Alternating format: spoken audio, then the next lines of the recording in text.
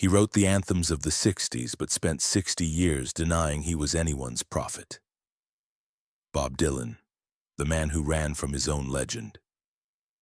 He gave us songs that changed the world, that became the soundtrack to civil rights marches and anti-war protests, that defined what it meant to be young and rebellious and demanding change in the 1960s. We gave him a crown he never wanted, insisted he was our spokesman, our voice, our prophet. At 84, Bob Dylan is still running. From fame, from prophecy, from expectations, from Bob Dylan himself. They called me the voice of a generation. I never wanted to be a voice. I wanted to be a song. With those words spoken decades after being crowned the Poet Laureate of Youth Rebellion, Dylan captured the essential tragedy that has defined his entire life. The world insisted he represent them, lead them, speak for them. Dylan insisted he was just a musician making art. The gap between what the world demanded and what Dylan wanted has created over 60 years of constant flight, endless reinvention, a career spent running from expectations he never asked for and could never fully escape. The never-ending tour that began in 1988 continues still, with Dylan walking on stage at 84, playing songs transformed beyond recognition, and walking off without speaking to the audience. No acknowledgement, no connection, no validation of their presence. Give them the music, withhold the person, let them project whatever they want onto the songs but never confirm or deny their interpretations. Remain unknowable, impossible to pin down or trap in any single identity. All I can do is be me, whoever that is. This statement, made early in his career, has proven to be both manifesto and curse. Bob Dylan has spent his entire life asking that question. Who is he really? Not the folk prophet, not the rock trader, not the born-again Christian, not the Nobel laureate. Just whoever he actually is beneath all those identities that others imposed or that he tried on and discarded when they became too confining. Is it possible to change the world while resenting the world for expecting you to keep changing it? Can you spend 60 years refusing to be what people want and still be defined by that refusal? And when running from your legend becomes the legend itself, have you escaped or just created a different kind of trap? But to understand why Bob Dylan has spent his life fleeing from Bob Dylan, we must go back to the beginning. To a boy named Robert Zimmerman who decided to become someone else entirely. Hibbing, Minnesota, May 24, 1941. Robert Allen Zimmerman was born into middle-class Jewish comfort. His father, Abraham, owned an appliance store. His mother, Beatrice, came from prosperity. Hibbing was a small mining town in northern Minnesota, culturally isolated. A place where a smart Jewish kid would always be slightly outside, always observing rather than fully belonging. Young Robert discovered early rock and roll. Little Richard, Elvis, the raw energy that felt like electricity. He taught himself piano and guitar, formed high school bands, dreamed of something bigger than Hibbing could offer. But he was also drawn to poetry, to literature, to the idea that words could be as powerful as music, that combining them might create something entirely new. After high school, he enrolled at the University of Minnesota in Minneapolis, ostensibly to study but really to access the folk music scene in the city's coffee houses. He discovered Woody Guthrie, the Oklahoma folk singer who'd written about dust bowls and unions and working people's struggles. Guthrie became an obsession. Dylan learned all his songs, adopted his speaking style, began modeling himself after this man who'd used folk music as a weapon for social change. Then came the transformation that would define everything after. Robert Zimmerman began calling himself Bob Dylan, claiming the name just came to him, denying any connection to Welsh poet Dylan Thomas despite the obvious link. This was the first major reinvention, the first shedding of an identity that felt too small, too fixed, too much like someone he didn't want to be. Robert Zimmerman was a Jewish kid from Minnesota. Bob Dylan could be anyone, could come from anywhere, could invent whatever origin story served the songs. In January 1961, at 19, Dylan dropped out of college and moved to New York City's Greenwich Village, where the folk revival was exploding. He arrived with a guitar, a harmonica, ambition that was almost frightening, and a completely fabricated backstory. He told people he was an orphan who'd traveled with carnivals, that he'd learned music from black blues singers in the South, that he'd lived a hard Scrabble life that justified the authenticity folk audiences demanded. None of it was true.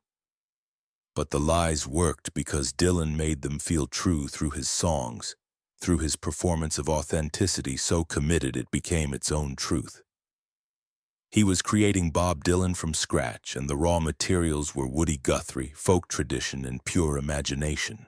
Could this foundational act of self-invention, the decision to become Bob Dylan rather than remain Robert Zimmerman, have created both his genius and his lifelong compulsion to keep transforming? Once you've successfully become someone else, is it easier to keep changing than to settle into any fixed identity? Dylan's rise in Greenwich Village was meteoric. Within months, he was performing at folk clubs, getting noticed, building a reputation as someone special. His voice was unusual, nasal, rough, nothing like smooth folk singers who dominated the scene. But there was something in it, something that felt authentic even when everything about his persona was fabricated. He befriended established folk singers, learned from them, absorbed their techniques while preparing to surpass them. He visited Woody Guthrie in the hospital where Guthrie was dying slowly from Huntington's disease, playing songs for his hero, receiving something like blessing to carry the folk tradition forward. He met Joan Baez, already a star, beautiful and talented and politically committed in ways that seemed natural to her. They became lovers, collaborators, the golden couple of folk music. Though Dylan was always uncomfortable with the role, always aware that being part of a couple meant being defined partly by someone else. In 1962, Dylan's first album sold poorly but announced someone who understood folk tradition from the inside. The 1963 follow-up changed everything.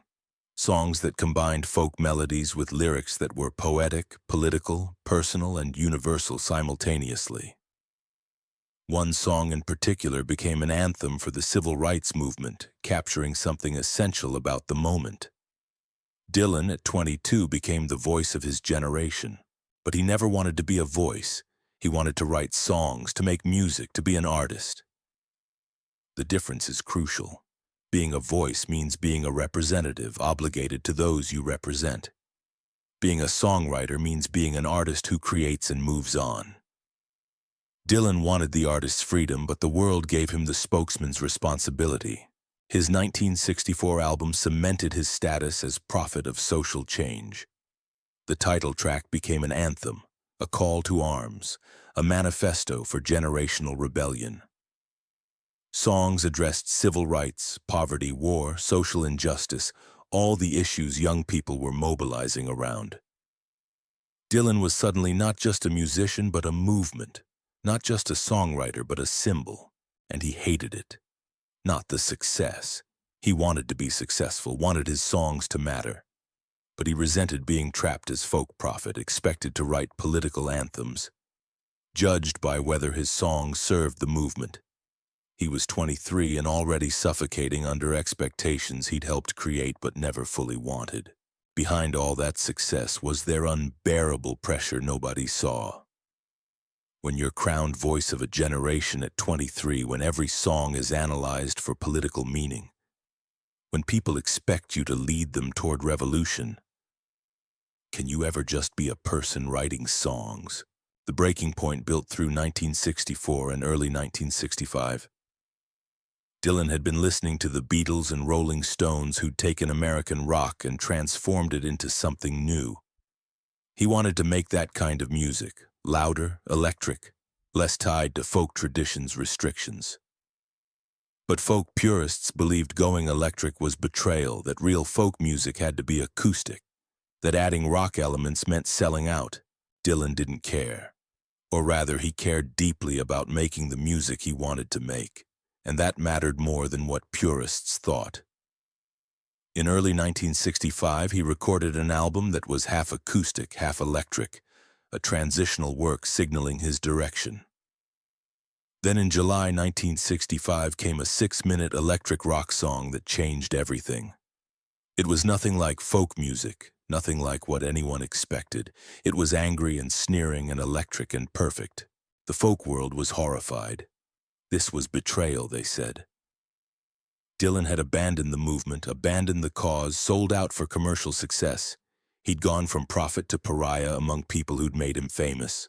On July 25, 1965, Bob Dylan took the stage at Newport Folk Festival with an electric band.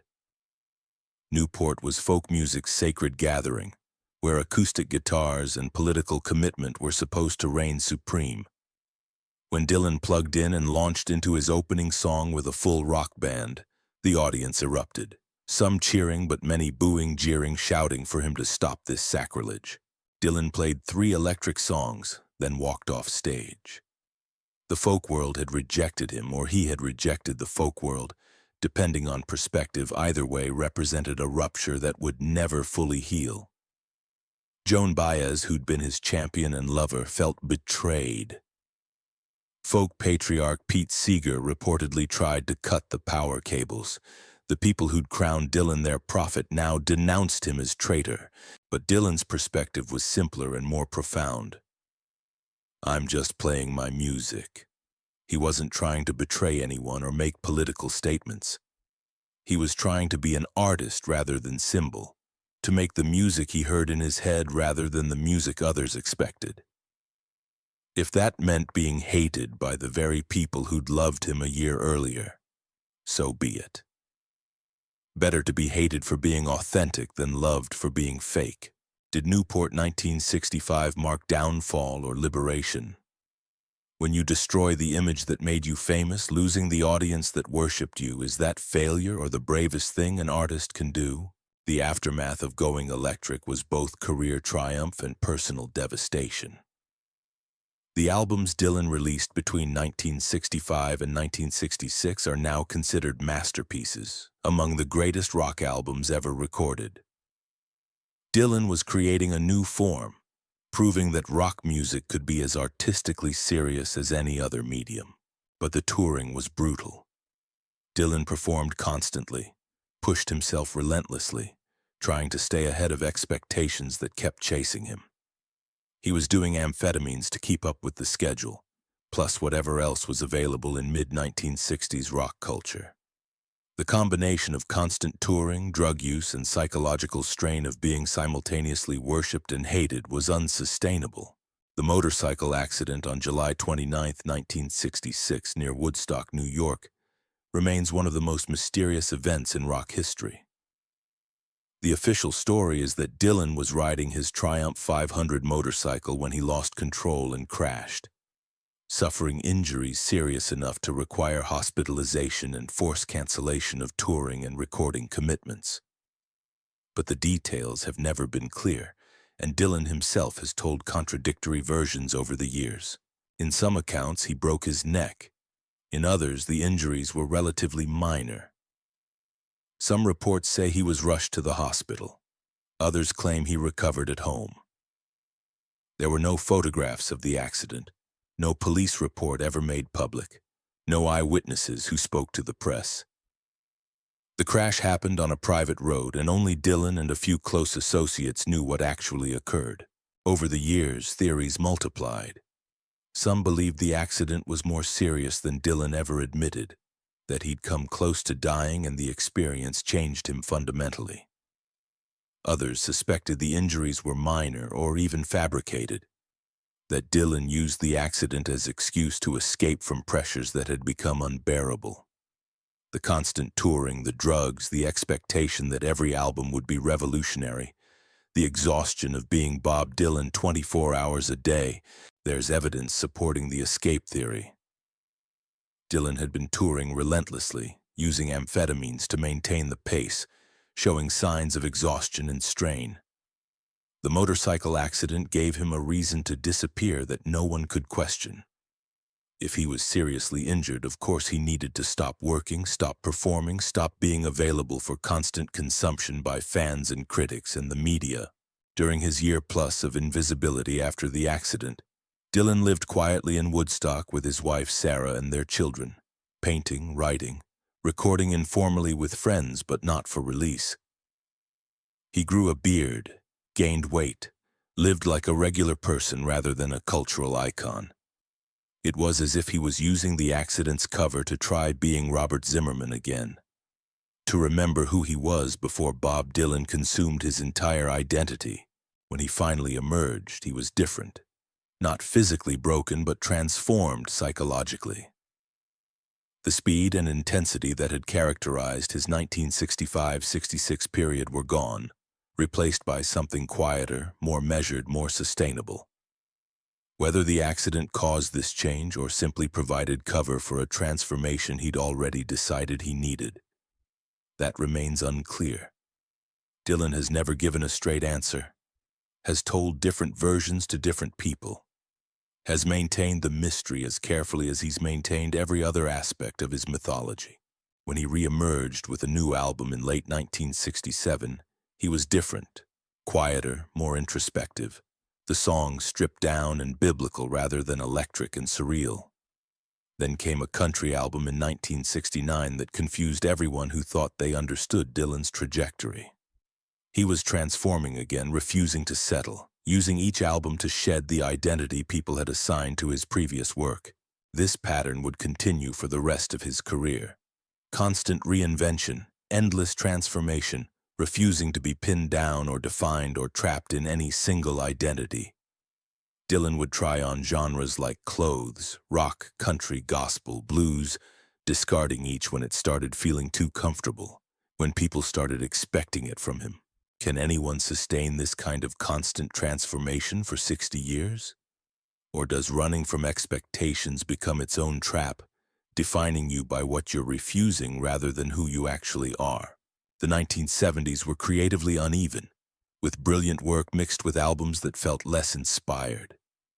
His 1975 album was devastatingly personal, full of songs about heartbreak and failed relationships that seemed to document Dylan's divorce.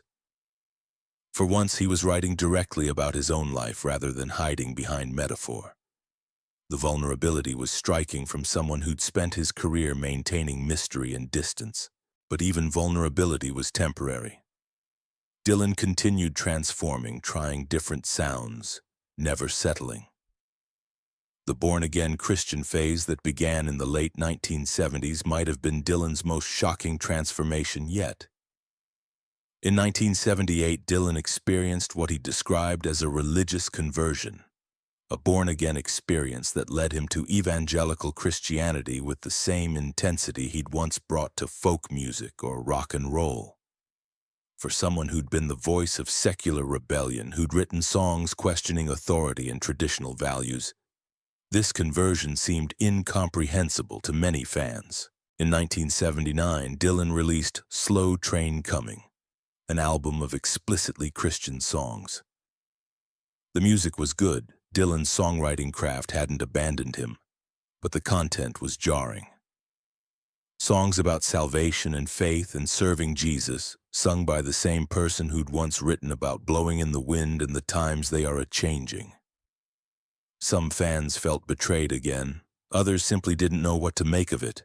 Dylan's concerts during this period became evangelical events. He'd preach between songs, tell the audience they needed to accept Jesus as their savior, refuse to play his classic songs because they represented his pre-conversion life. Audiences who'd come to hear Blowin' in the Wind got sermons instead. Some walked out, others argued with him from their seats. Dylan didn't care. He was following his spiritual path, and if people didn't like it, that was their problem. Two more gospel albums followed, Saved in 1980 and Shot of Love in 1981. The commercial performance was poor compared to Dylan's earlier work, and critics were divided between those who appreciated his commitment to his beliefs and those who felt he'd lost whatever had made him special. But Dylan had never cared about commercial success or critical approval when it conflicted with what he felt he needed to do artistically or spiritually. The born-again phase gradually faded. By the mid-1980s, Dylan was performing his classic songs again, though he never explicitly renounced his Christian beliefs. It was another transformation, another shedding of an identity that had become too confining. Whether his conversion was genuine spiritual awakening or another form of escape from Bob Dylan, the secular icon, or both simultaneously, remains unclear. Dylan has never explained it satisfactorily, has moved on as he always moves on, leaving behind another period that fans and critics still argue about decades later. By the 1980s, Dylan seemed lost. Albums were often weak, performances sometimes lackadaisical. The cultural relevance that had seemed permanent was fading. Critics wrote him off. Young musicians saw him as a relic.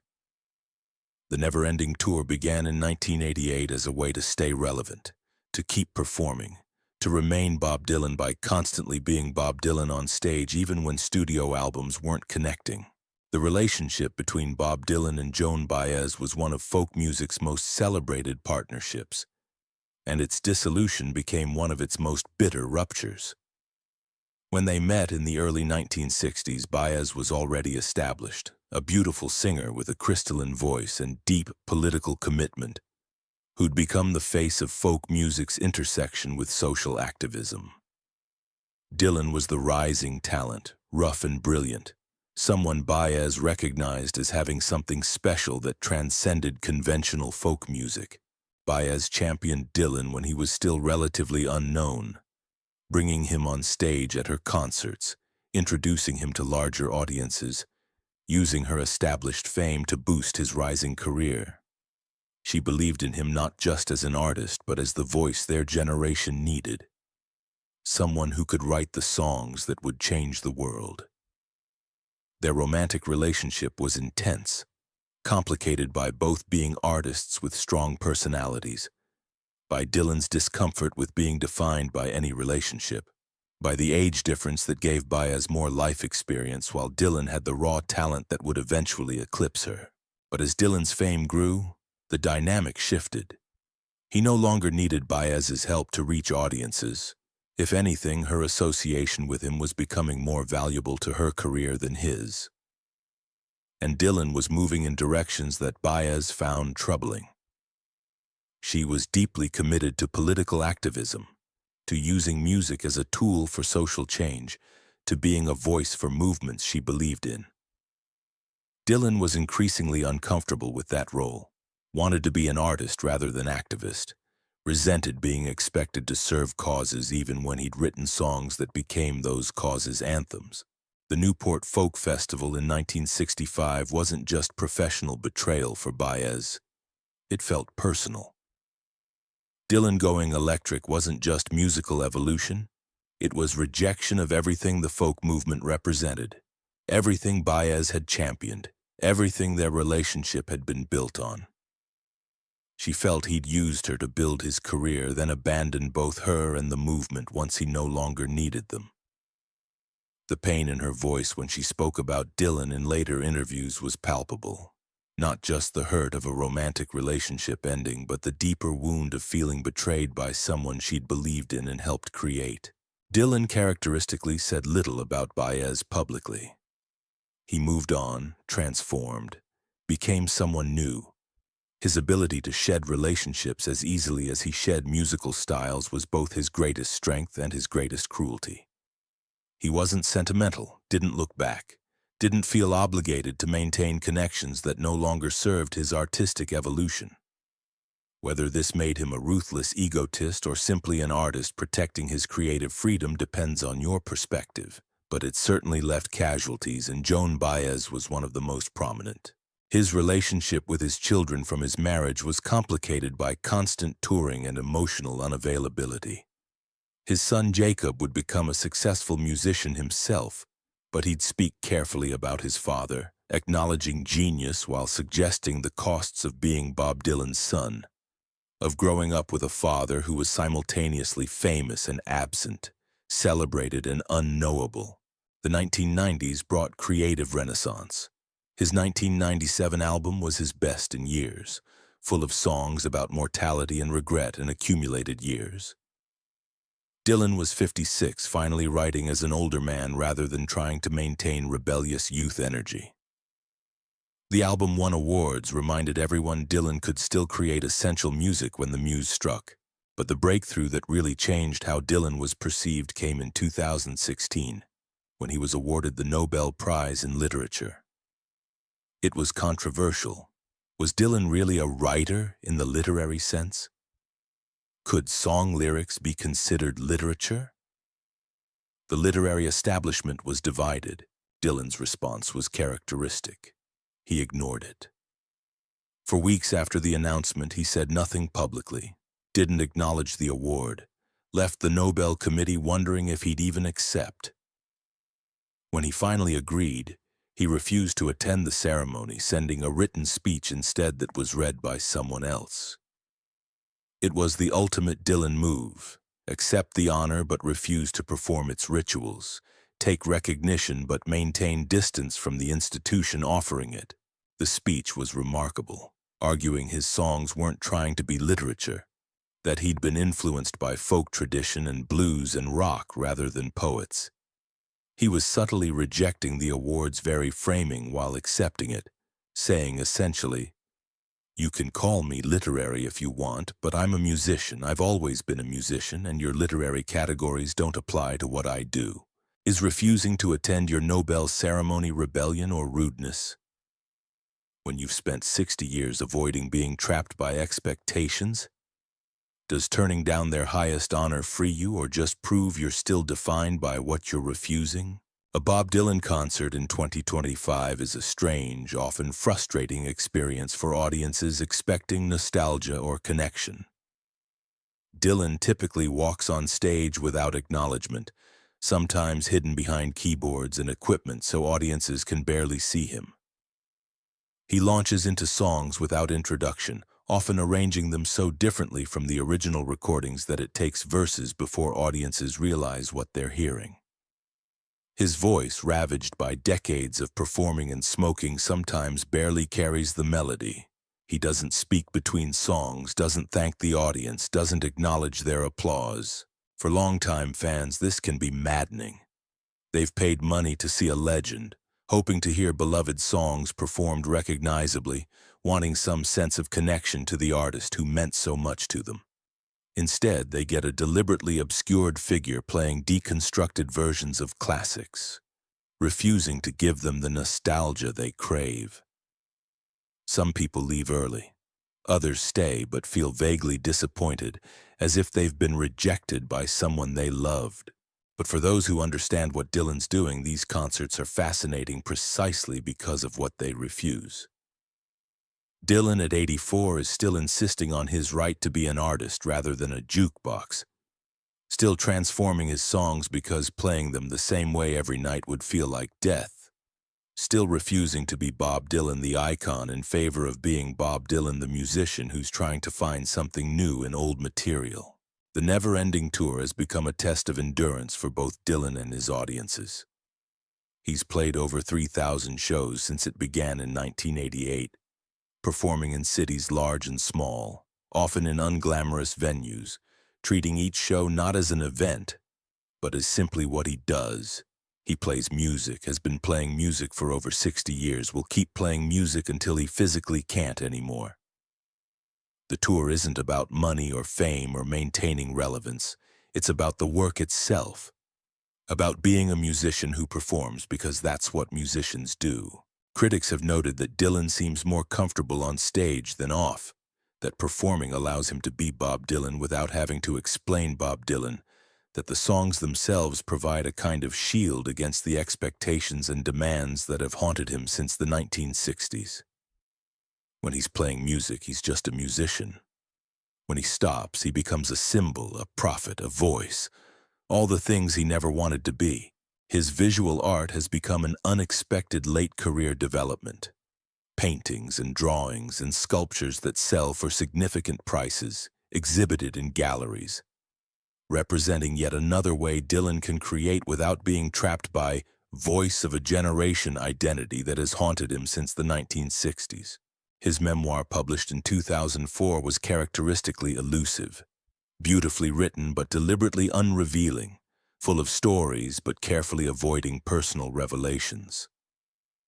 Dylan wrote about his life while revealing almost nothing about who he actually is.